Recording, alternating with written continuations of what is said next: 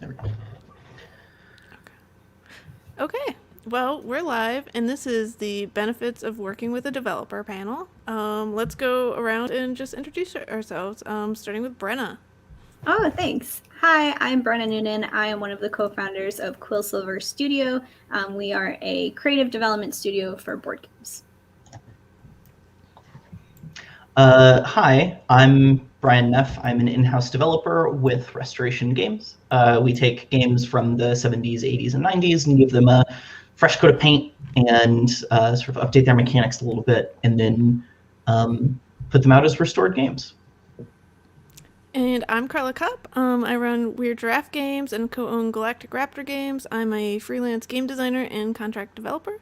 I also run a game design live chat every Sunday and write a game design blog. So I do a little bit of everything. Let's start out and talk about the different development areas in games. Like, what kind of areas do each of you specialize in? I can start. So at Quillsilver, we kind of pride ourselves on being like a one-stop shop for publishers. So the goal is that a publisher or a designer can drop a prototype off with us, and in a few months we will return like a wholly finished product. So it'll be like developed, graphic designed, art directed, illustrated, all of that. We do like pure mechanical game development, but it's also very much couched in like the overall goal of the product and like getting the prototype through to a game to a product, like that whole process. Yeah, I started out as a freelance developer. So I was sort of on my own doing a lot of different projects for a lot of different developers. And then about a year and a half ago, I got brought in-house by Restoration Games. And so a lot of my areas of expertise is around sort of taking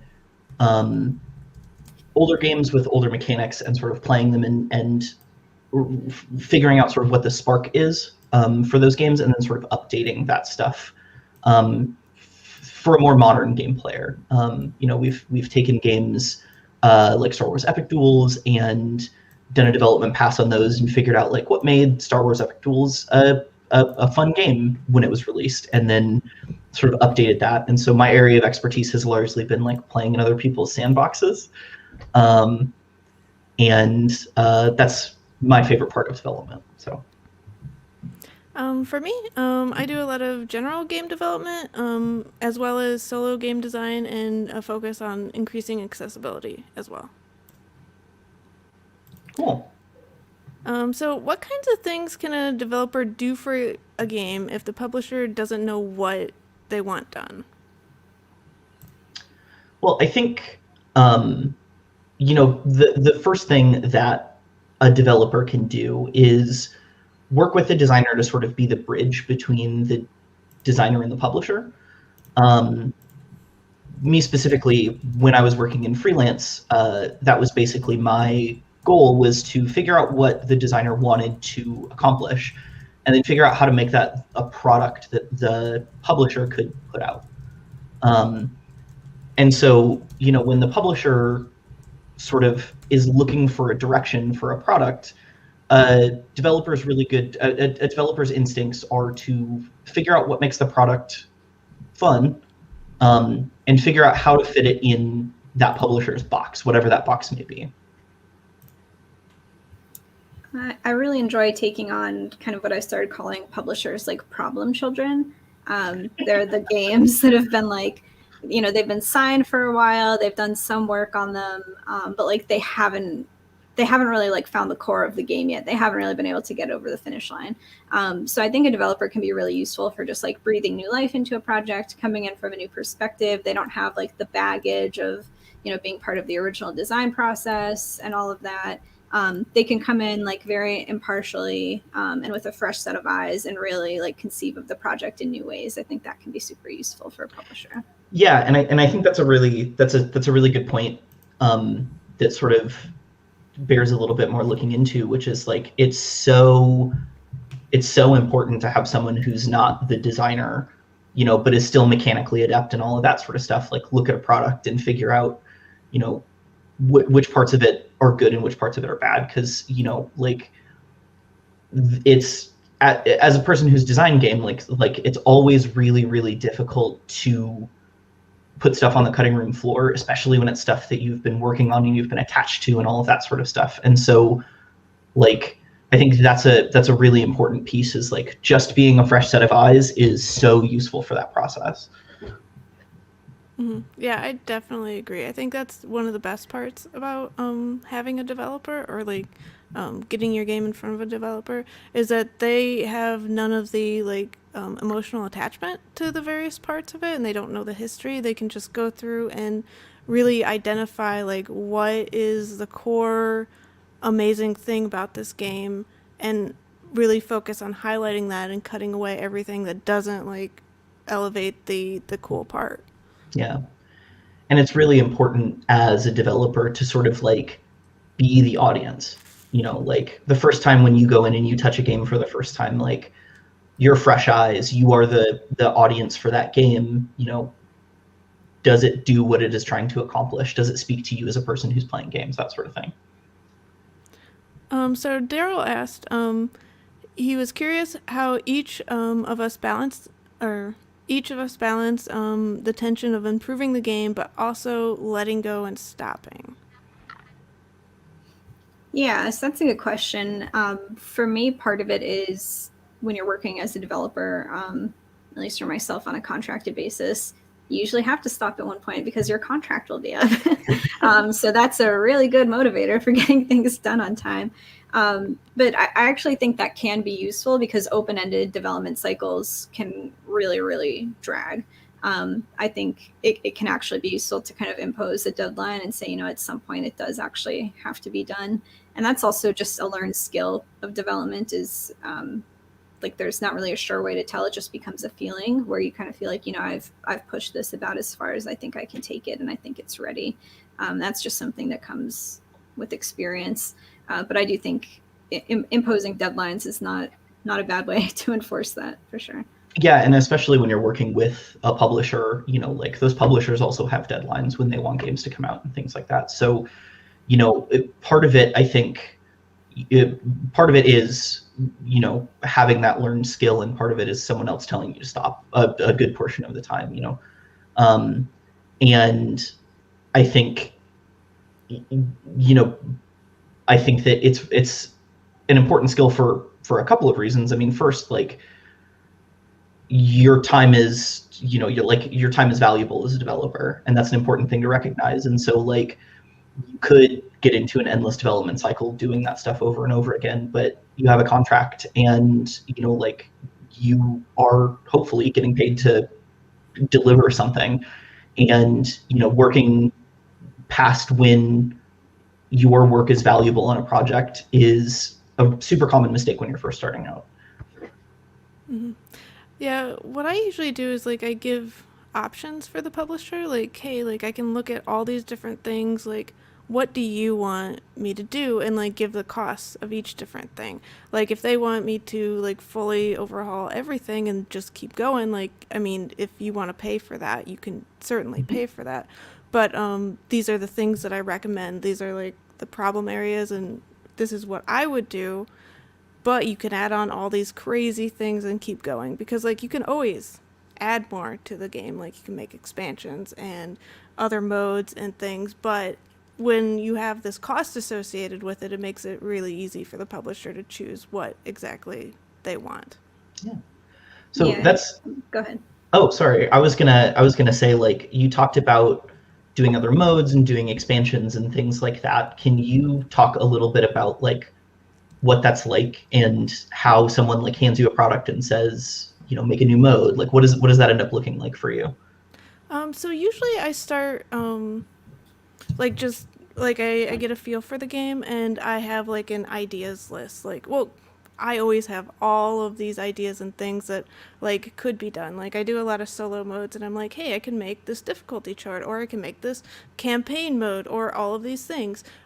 Put them in priority order, and we can like do like a cost basis, like say how many hours you want me to work and we'll see how far down this list we get. And that typically works out really well. And like I do like meetings every so often, and I will like add to the list or reprioritize it or say like, oh, okay, so this thing will be very cheap.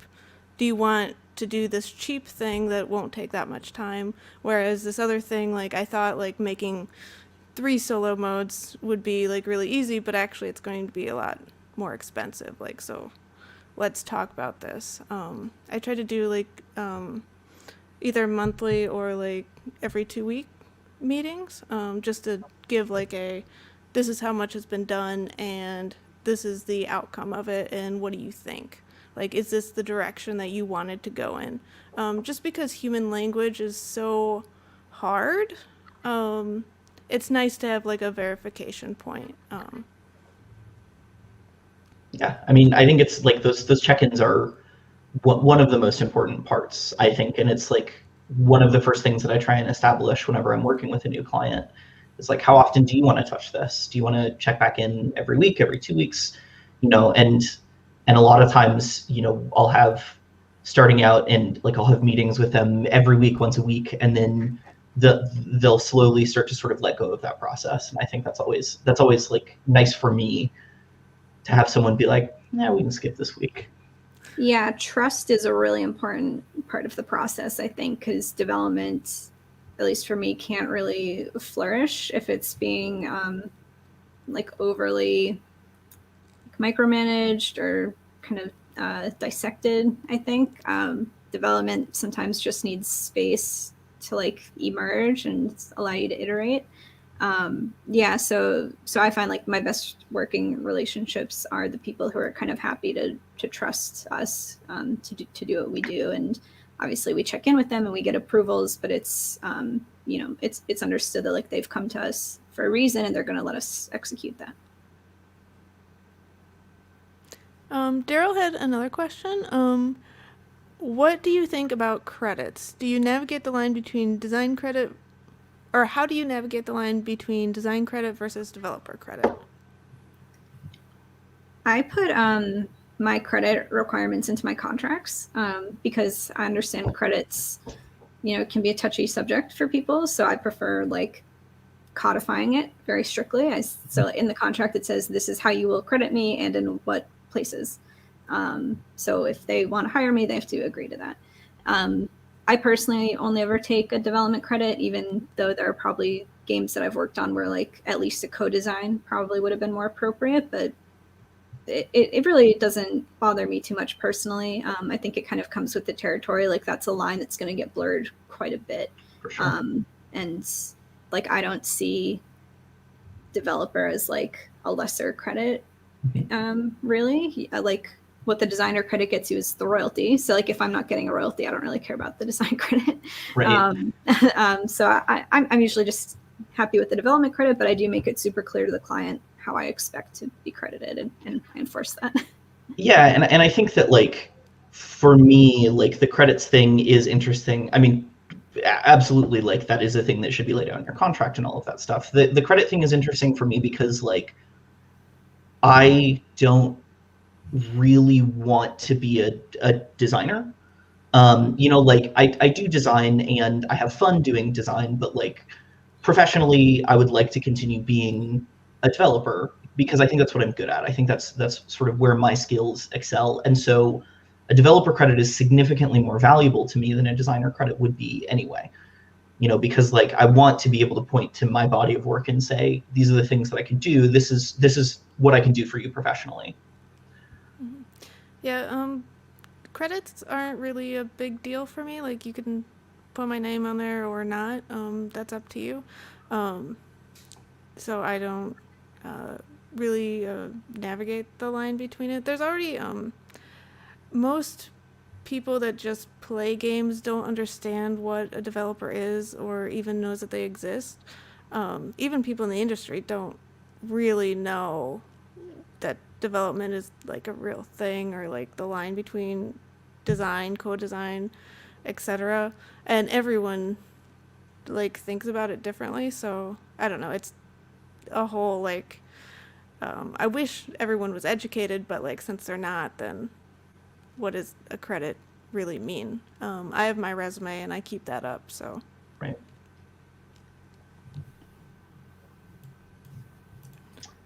Daryl, you can never ask too many questions. Keep them coming. Yeah, thanks, Daryl. I think Daryl, we may have missed a question up above also, had a question about quoting. Yeah, he said, how or what you do for quoting work? I wonder if he's asking like how we quote projects. I think that's what he's asking. I have an hourly rate. I typically like take a look at their rule book and see like the amount of time and the complexity of the game and make an estimate based on that. And there's usually like a hours range.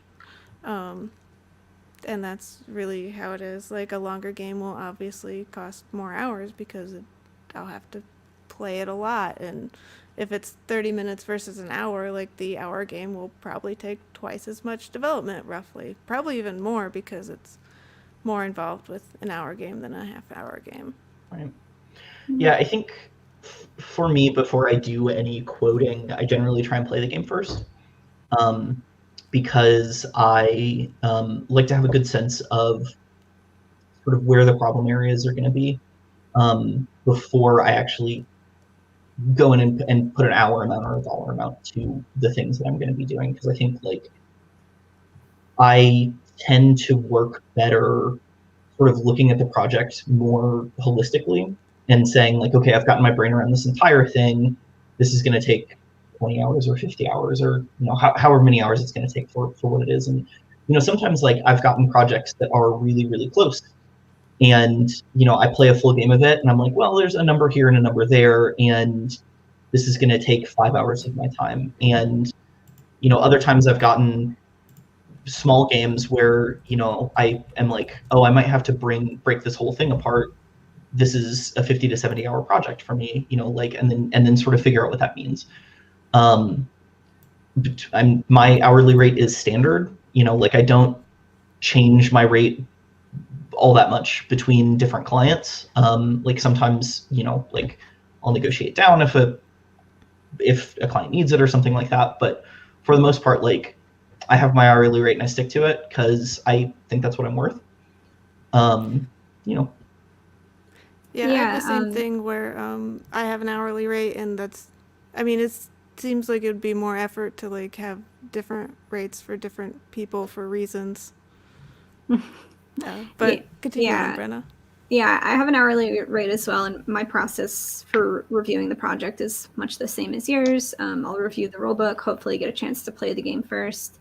I am extremely diligent about tracking my time using like a time clock app. So I know exactly how long every project takes. So just like over the years, I've gotten good at, I have a lot of data that says how long it takes me to do things. So I can quote projects pretty accurately based on that. So I know that sounds like a pain to some people, but if you're starting out, especially freelancing, I would recommend it because things never take as long as you think they do. So like starting to gather that data is, I think, really super, super important. When I quote, I usually quote a project fee that's based on my hourly rate. I don't usually quote an hourly just because I prefer, mostly for the client, to see it as a whole project. I don't necessarily want them being like, well, how many hours did this take you? How many hours did this take you? I prefer them to look at it more large scale. So this is a very good question from the chat, which is, do you ever work directly with a designer as part of their process before they go to publishers, or do you usually work with publishers exclusively? Yeah, so that's something that I think is kind of changing, is I think as more people are realizing like what developers do and what we offer, I think more people are seeking that out as a service. So I used to pretty much work exclusively with either publishers themselves or designers who are planning to self-publish. And now I've actually gotten a few people who are designers that are still planning to go the traditionally published route, but they think it's going to help their chances to get their game published if they can say, well, I had a professional designer work on it. So more people are seeing the value in that. So to answer the question, yes, but only until recently. Yeah, I haven't actually worked with a designer directly, just publishers. But I mean, if a designer wanted me to, sure, why not? Yeah, and I mean, I think it's different types of touches, depending on what the goals of the client is, right? Like if I'm going in for a designer, like the thing that I want to do is I want to make sure that everything's really rounded and the game presents really well and that sort of thing. Whereas like if I'm doing stuff for a publisher, the thing that I actually want is, what does the product look like? How does this fit in a box? Like, how does this look awesome on a table? That sort of stuff. Yeah, like it would be very different working with a designer than a publisher, because like a publisher has more of an idea of like what kind of product they want, but a designer, like, it would be a lot harder because they don't know what publisher they're aiming for. Like if they were aiming for a specific publisher, that would make the development process a lot easier, because there'd be like an idea of like, oh, what is the price point, and like everything about the game. I think if I was just working with a designer, it'd be more just making it better in a general way, but not in exactly like a pointed direction, if that makes sense. I think it can happen, especially I'm thinking for like highly thematic games that probably wouldn't be rethemed by a publisher. I think you'd probably do have a little bit more space to get into the product design, so you have something like more substantial to present to the publisher, especially if the designer wants like some kind of visual hook of the game or some kind of toy aspect. Like we get a lot of people coming to us being like, do for my game what you did for Everdell with the tree. Like that's a request we get a lot. So like I think you do have some opportunity to give the developer those tools, or to give the designer those tools to take to a publisher, and already have some of those ideas thought out for the product. But I think it is probably more likely for like highly thematic games. I mean, that Everdell tree is really cool. A really cool tree. I like that tree a lot. Thank you.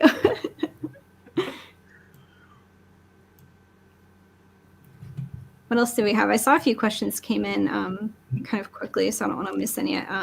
Darrell had another one up above that was, what services/options can people include in their quote, such as editing, playtesting, marketing, KS consult, etc.?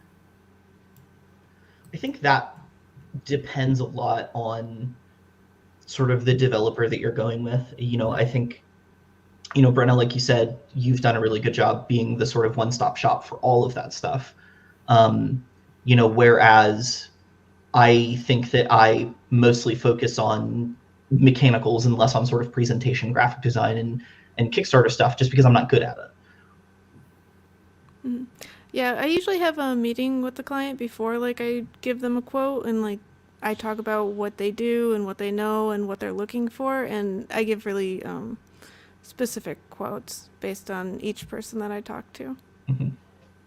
Yeah, it's like you said, Brian. My studio is, that's what we do, is kind of the ethos of the studio is like a holistic approach where we handle every aspect of the game development. So that includes like the mechanics, graphics, art direction, illustration, Kickstarter, marketing, packaging, like all of that. So we can quote for all of that, and we kind of offer like an a la carte approach, like a menu, so people can kind of pick and choose out of that what they want. There are definitely publishers who are like, here's the prototype, we'll see you in a few months with the finished product, like take care of everything, here's the budget, go crazy. That sounds scary. No, those are our favorites. It's the best. Yeah, we love getting able to do projects like that. And like for me, I always feel like we can do our best work like the more pieces of the project that we have control on.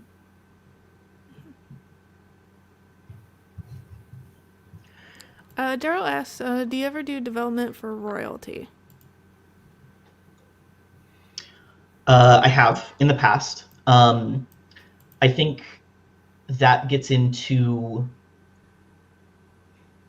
sort of a weird place, just for sort of me in my career, because like in general, my least favorite thing from being a designer was chasing down royalties and sort of doing that sort of stuff. And development, sort of pieced into my designing when I was first starting out is like, oh, this is a very reliable way to make a paycheck, to get money, and sort of do that sort of stuff, because it's really, really obvious where a designer or where a developer's contract starts and where a developer's contract ends.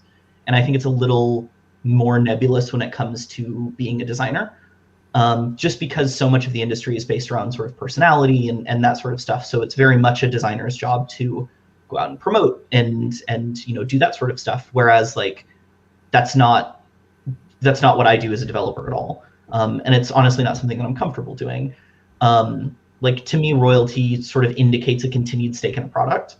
And that's just not a thing that I think that I have after my contract ends, Mm-hmm. I'm doing it on one project, but I definitely prefer hourly. For the one project, we were friends and I know them really well, so like that's the only reason why I would do it that way.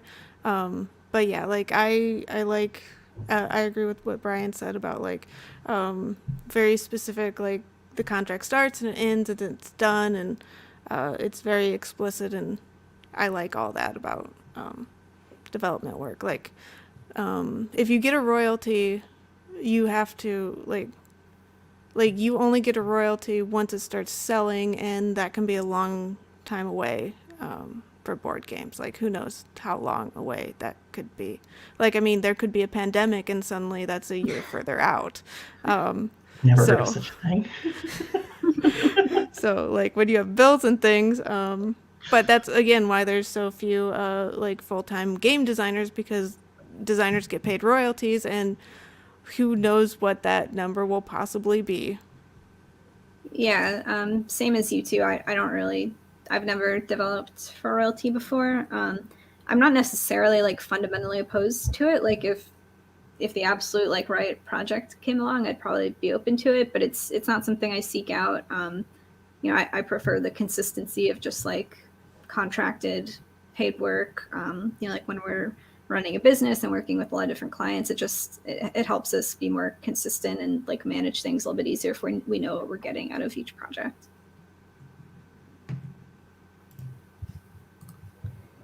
I'm going to go back to our sheet here, since I think we caught up on the chat.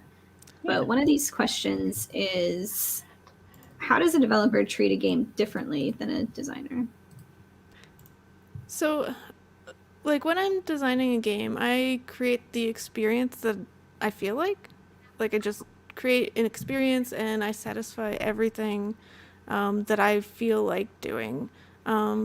But approaching a game as a developer, I try to make it more into a product. And a product has a price point and a very specific audience. And price points come with like things like component counts and looking a certain way and appealing to like a certain age and demographic. And all these things come together and you have to think about them as a whole. Whereas like going back to a designer, it's just like, let's do this thing because I want to. Me as a person, just I want these things, and that's the only thing I care about. So Brian? Yeah, that sort of product focus, I think, is it's a good note, and it's definitely where sort of I drive towards as well. Like I know at Restoration, like we have some specific specifications for all of our products. Like we try and fit our products in a certain box size, because we like to have that shelf presence whenever we get out to retail, right? And it's the same thing with like, how is this game going to sell? Like, what does the art look like and what does the graphic design look like, so that we can promise the thing that we have inside of the box that we're trying to give you. And like all of those considerations become really, really important when you are starting on development, especially developing with a publisher, because, like that's what they're expecting whenever they're asking a developer to go in and continue and do work on it, is like they're expecting to get back a product that they can turn around and send to a manufacturer. and the closer that you get that product to, sending it off to Panda or Longpack or whoever they're doing, right, the more satisfied that client is going to be. Yeah, sometimes being a developer means you have to be a little bit mercenary. That's probably like one of the big differences. And it kind of goes back to what we were saying about how a developer kind of has like fresh eyes and doesn't have baggage attached to the design. Like there might be something in the design that's not working, but maybe that was like the first thing of that kind that the designer had made. So like they feel kind of attached to it. And as the designer, you kind of have to gently say like, I understand, I see you, but it has to come out. Those are always the hard conversations. Yeah. So like that's kind of part of being a developer too, is sometimes like you have to be the bad guy and say like, no, like we have to cut these components, we have to cut this mechanic, or we have to add this mechanic. It's not always cutting, sometimes it's adding.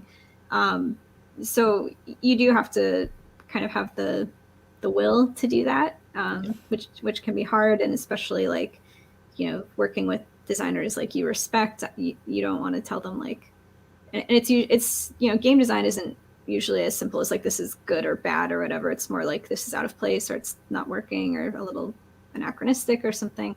So you have to be able to find ways to communicate that and make your case and justify why you need to do those things. Yeah, and the sort of who is it for question, I think, is a lot of that sort of stuff, right? Because I've done a lot of cutting of really, really good mechanics because the game was for 14 plus, or the game was for 8 and under, and like, like that sort of stuff is, people who like complex card games and people who like area control, and like that sort of stuff is it's relatively important to have eyes on the audience whenever you go into a development like that, because like you said, sometimes you just have to say like, this is a really good mechanic, but it just doesn't fit here. Like, Yeah, it has to be the right weight for the audience, and like keeping that in mind and like focusing on like what exactly you're doing. Like, are you making a mass market game, or are you making more of a hobby game? And like really focusing and making it appeal to that group is what a developer does. Mm-hmm.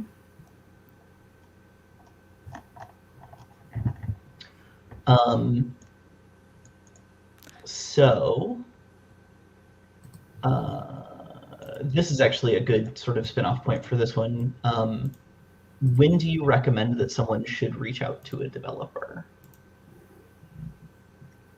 Personally, I like people to reach out to us like quite early in the process. Like maybe they're like starting to play test it or haven't even really play tested it. We like to get involved as early in the process as possible, because since for most of our projects we're going to have like a long tail at the end, we kind of like to start early so we don't have to like undo too many things or accommodate too many changes. Especially like, say they've already like commissioned a graphic designer and we have to kind of like work around like what the graphic design has already dictated. I find that challenging. So yeah, for us, early, like it's almost never too early. Yeah, I agree. It's never really too early. Well, don't approach a developer with something that you haven't signed or don't have. But other than that, like as soon as you can, so that they can start helping and get an idea of what the game is, because you don't want to keep the game in-house and then completely like have to redo everything, or like, I mean, work that needs to get redone is kind of wasted, unless you keep like really good notes, but then the developer has to go back and read all those notes, and I mean, it's not taken with an objective eye either. So I think approach that from a little bit of a different angle, because I don't do all of that development in-house, because I'm usually working with an in-house graphic designer or things like that. Like, I prefer that a game gets to me as soon as it starts having problems. And sometimes that means it's relatively late in playtesting, and we have some of those constraints in place. And sometimes it's because like someone made a really cool Everdell tree and we really want to integrate that into the game that we have, and so like how do we do a development pass to sort of integrate that thing in a way that makes sense. And I don't think either of those approaches are right. It's just what is best for the game that you're working on. And I think the developers that you talk to will have a different opinion about where in that process they belong. Yeah. So Daryl asked, what are the shortest and longest timelines you've worked on?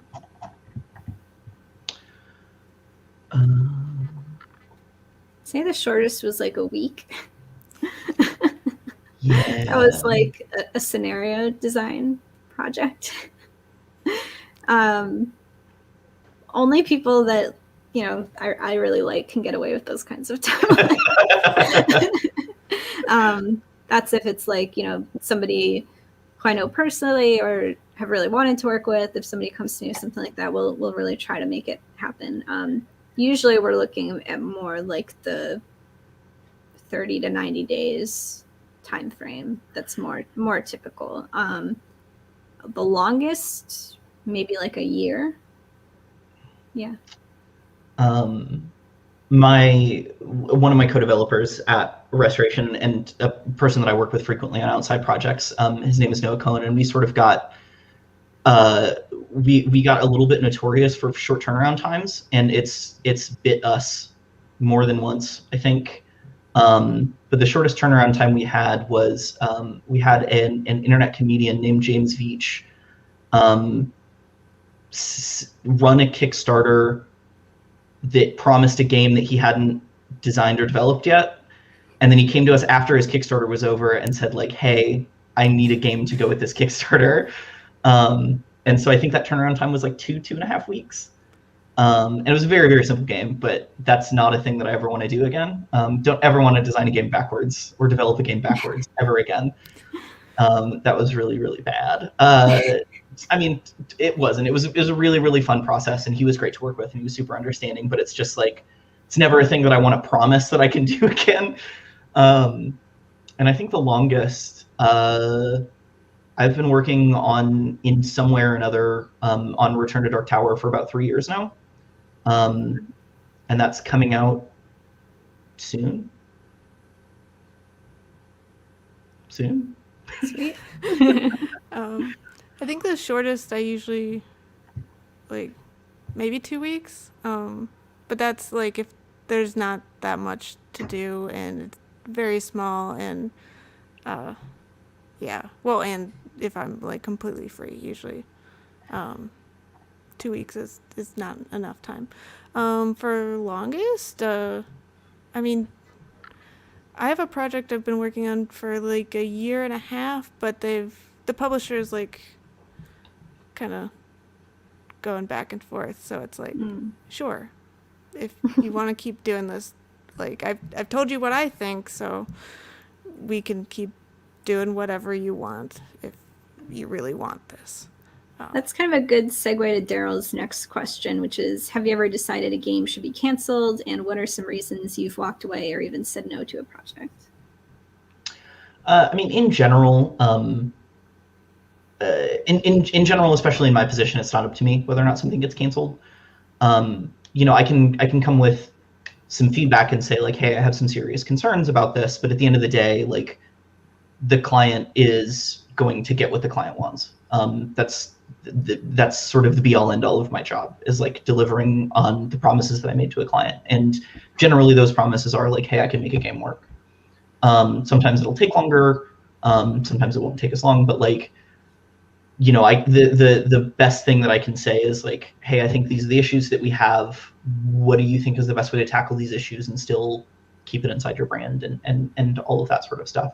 And then I have had publishers come back and say like, oh, we don't like how much time it's going to take to solve these issues, or we don't think that this, that the changes that this game needs are going to make it a game that fits our brand, or things like that. So I have had that situation happen to me before, and that always sucks, because I really like to, like, I really like pride myself on having a pretty good close rate, and like the games that I work on generally come out.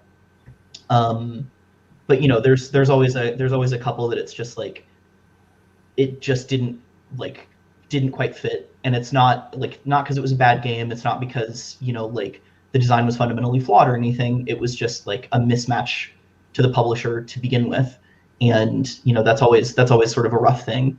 And I think to saying no, I'll say no when I don't have time, and I'll say no when I super don't have any idea of the type of game that I'm working on.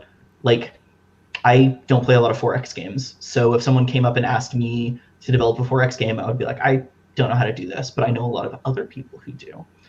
And that's when it's always good to sort of have a network of other developers that and it's super useful to have people who to have friends in the industry who do stuff that you don't do, because even if I can't be valuable, I can point you to someone who is valuable to you, and that's usually enough to sort of establish those relationships and sort of get the ball rolling. Yeah, I haven't ever decided to not do a project, but I have had times where I just don't have time right now, and the timing didn't make sense.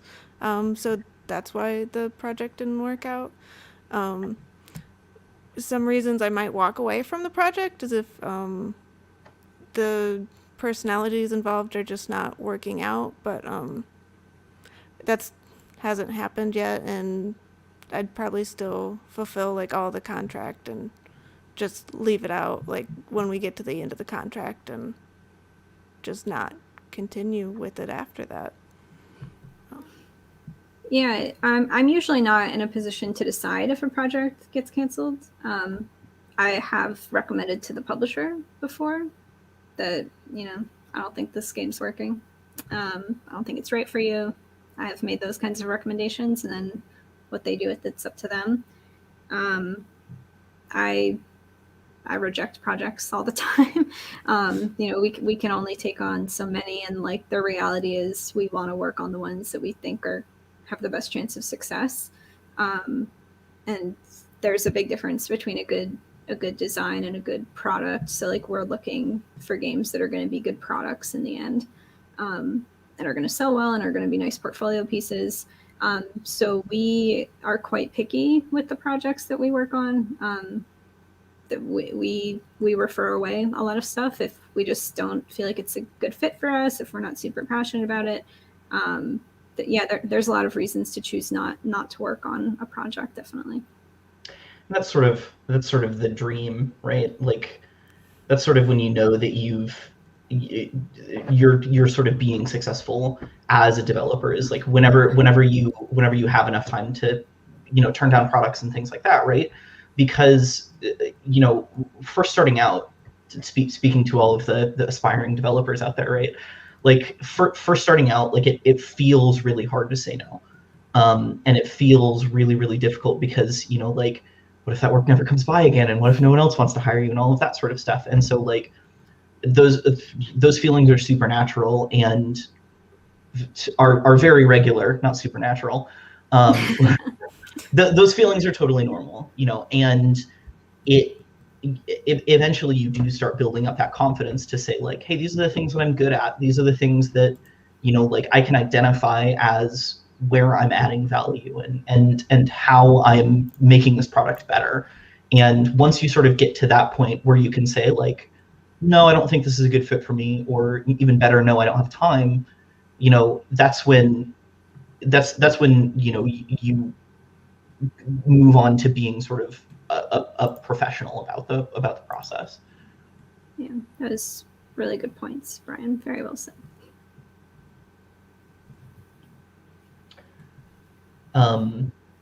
Moving down our sheet, do you ever get attached to the games that you develop?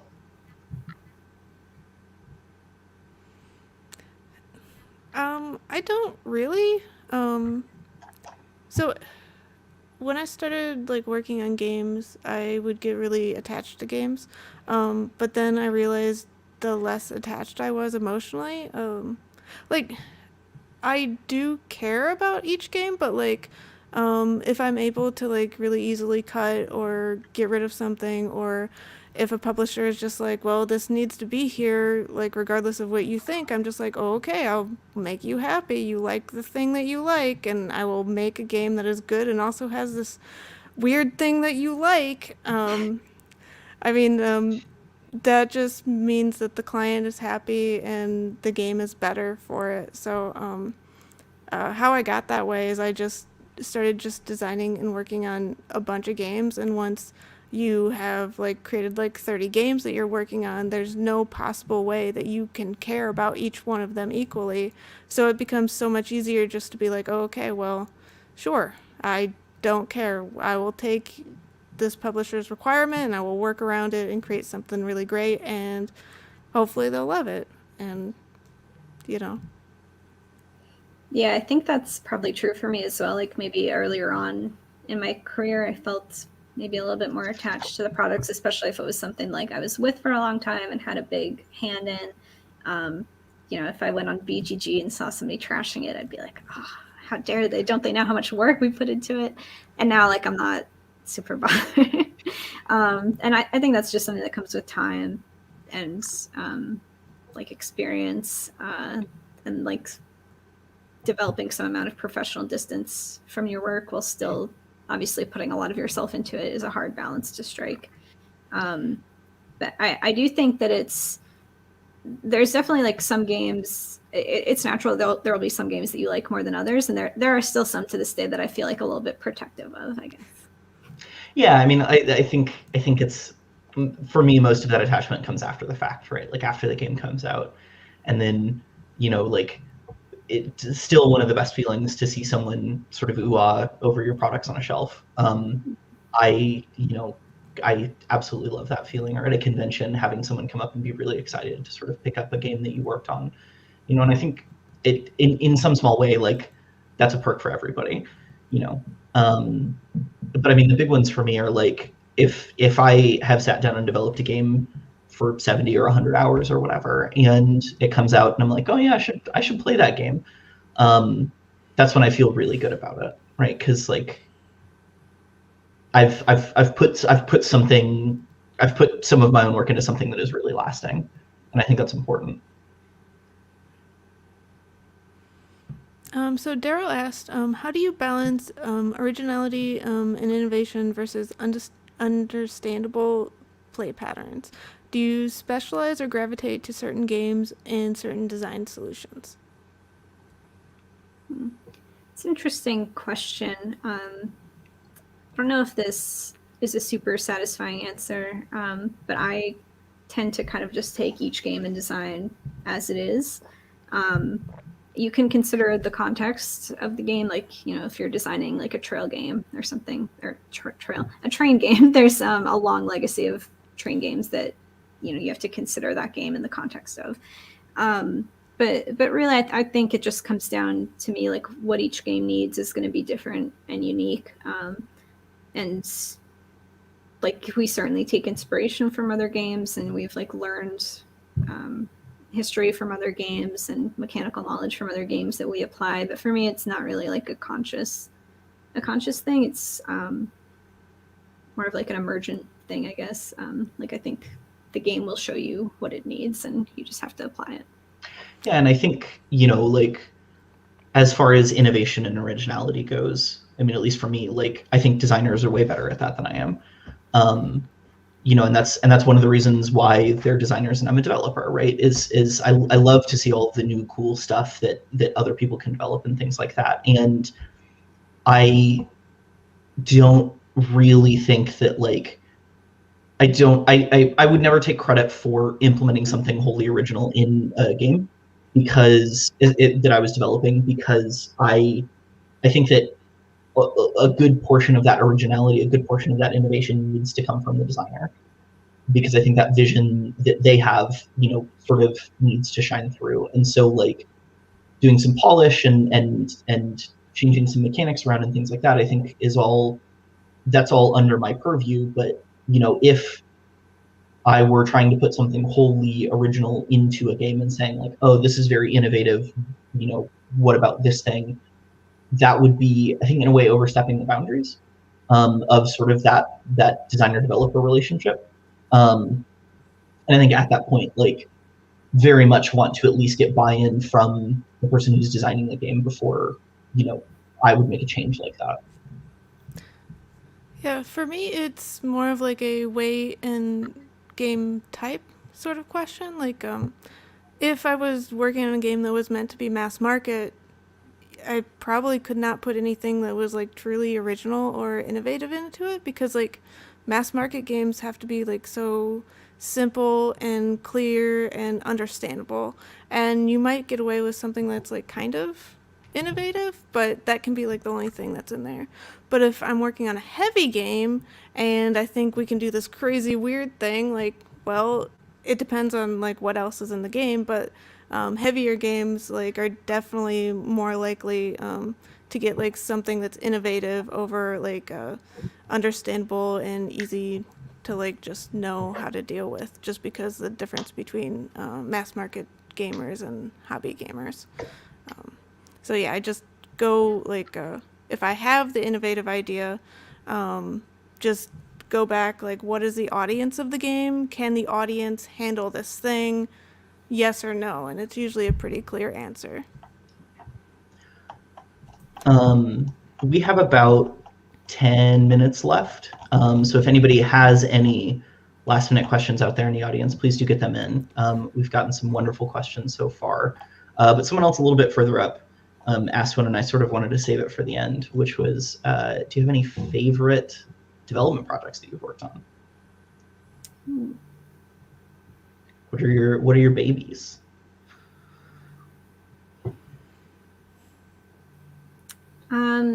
I would definitely say that Everdell is one of my babies. It's a good one. Really good game. Yeah.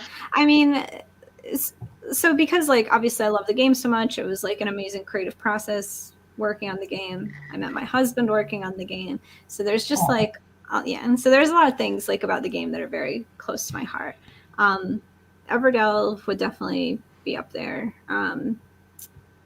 Probably one that I did more recently that would be up there would be like Role Player Adventures, which I did through John Brieger at Brieger Creative and Thunderworks Games. That was like my first project working with John, and like the start of like that amazing working relationship, and getting to work with the Thunderworks team. Like Role Player is one of my favorite games, so getting to work on like the next iteration of that was super special. It's an amazing game. It was like the first game like that I'd worked on, like a big, campaign story game. So that one would be close to my heart as well. I'd say like my favorite, or like one that's really I really enjoyed working on, was Dreams of Tomorrow, where it was the first game I really rethemed, and I really enjoyed like making it like a completely different, like taking the game and rethinking it from like the bottom up on like how to retheme it and all these things that need to be changed. And when I do tell people that it was rethemed, a lot of people are like, what? But it makes so much sense. And I'm like, yeah, doesn't it? Doesn't it make so much sense? Like, so like that's, I really enjoyed that, because like most people think that that's how it was designed, and that's just not right.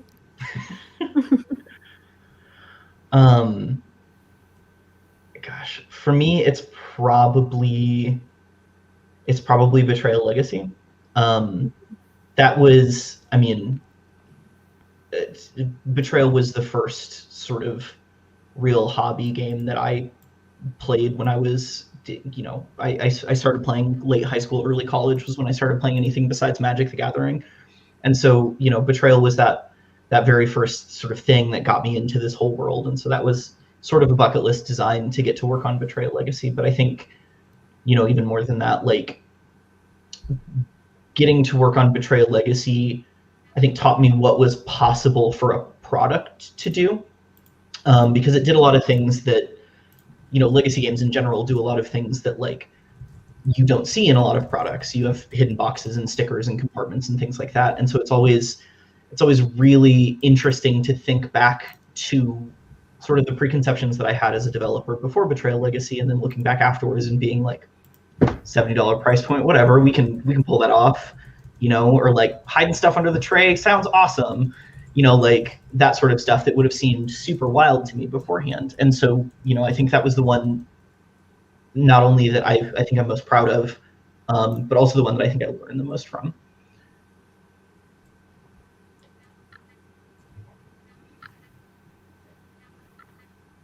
So if anyone has any final questions, feel free to put them in the chat. Yeah. We've got these last 5 minutes with you all.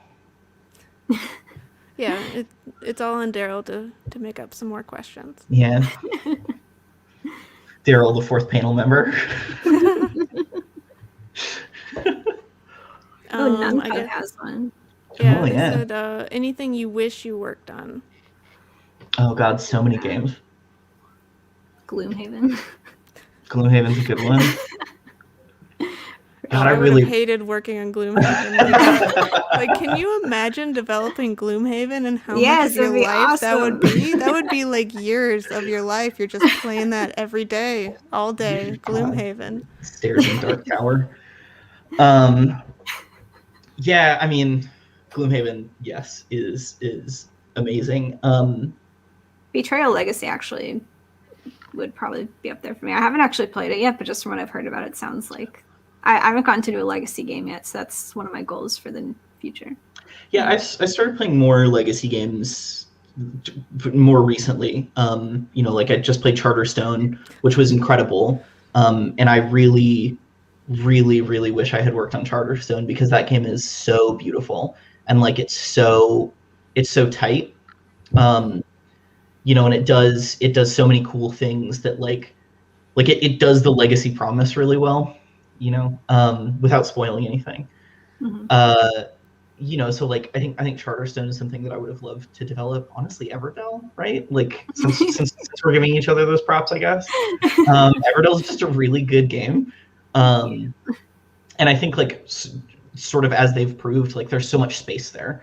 They've released 5 expansions now. 5 or 6 expansions? We did 4 expansions. 4? Okay. Yeah. There's just like there's so much space in that world, like thematically and mechanically. There's so much to play around with, and I think that like those sorts of very heavily thematic, like systems-based things, I love that. So I think those are my 2 picks. Mm-hmm. Yeah, I'm gonna add that I have not done any Legacy games either, and I would love to. Well, not Gloomhaven. Gloomhaven is a bit too big. Like Gloomhaven's too big.